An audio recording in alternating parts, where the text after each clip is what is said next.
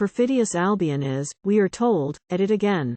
In the course of a wide-ranging and often quite surreal speech at the Eastern Economic Forum in Vladivostok, Vladimir Putin accused Britain of being behind attempted nuclear terrorism, rhetorically asking whether the government was trying to provoke us into retaliating against Ukrainian atomic power stations or whether the British Prime Minister even knows what his secret services are doing in Ukraine.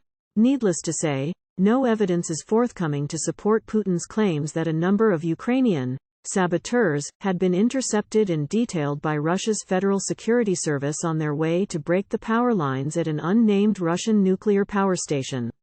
He continued that, during interrogation, they admitted that they had been trained under the guidance of British instructors.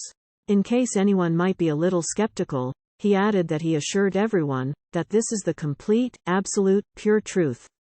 Of course, as he recognized, the possible reaction that they will say everything at gunpoint. But have confidence because Putin reaffirmed that, no, that's not true.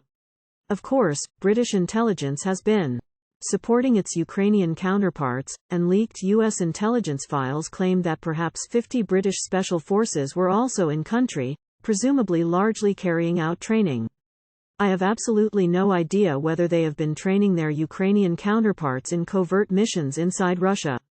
However, the idea that London is either able to task Kyiv's special forces, let alone that it would sanction nuclear terrorism, is fundamentally to misunderstand the constraints on British covert operations, whether carried out directly or by proxy, and, for that matter, our appetite for risk. Even Putin seemed to accept that this might be a hard case to make, so he doubled down on his conspiratorial narrative, arguing that the British government may be ignorant of everything. After all, the British intelligence services, in turn, act under the leadership of the same Americans. So what is going on?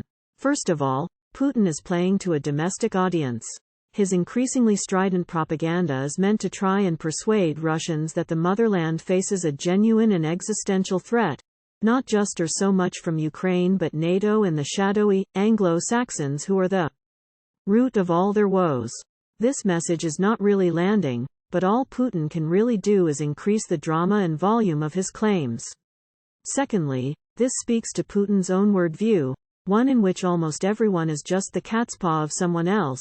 Ukraine is Britain's, Britain is America's, without agency or constant, and one in which threatening nuclear disaster is actually not impossible.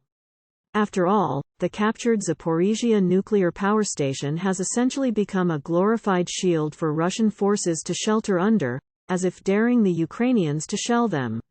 If Putin is told this kind of nonsense from some of the hawks who now surround him, he is unlikely to question them, and has no one left around him willing or able to do it for him.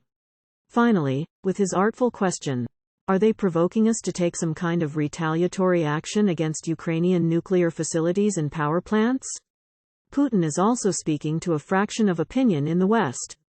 He used to panic them with hints that he would use tactical nuclear weapons, mobilizing them to argue that Kyiv needs to be pressurized to reach a deal with Moscow, however unfair, lest matters escalate out of hand. However, even since China's Xi read him the riot act over even the pretense of breaking the nuclear taboo back in March, he has had to adopt a new tack, instead threatening nuclear terrorism, or simply a catastrophic accident involving a nuclear plant.